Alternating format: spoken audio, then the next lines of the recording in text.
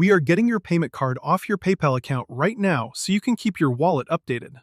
Open up your web browser, go to the PayPal website, and log into your account. Once you are on the main dashboard, look at the top menu bar and click on the option that says Wallet. This will bring up a page showing all your linked bank accounts and credit or debit cards. On the left side of the screen, you will see a list of your cards, so click directly on the specific card you want to delete. Now, the page will update to show that card's details in the center. Look down toward the bottom of those details and click the button that says Remove Card. A small window will pop up asking you to confirm your choice. The important thing is to understand the trade-off here. When you confirm and take this card off your account, you lose the ability to use it for quick checkouts or automatic subscription payments.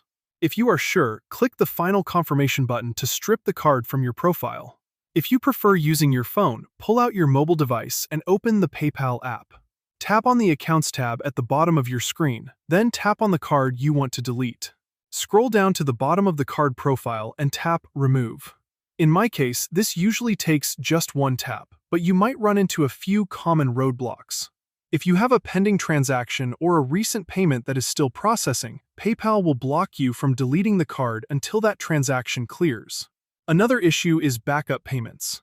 If this specific card is set as your backup funding method for invoices or automatic renewals, the system will force you to assign a different card as your backup before it lets you delete this one.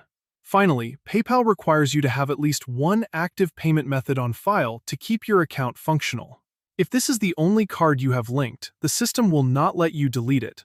To get around this, you must first link a brand new card or bank account to your wallet, set that new one as your primary method, and then you can freely back out, return to the old card, and hit delete.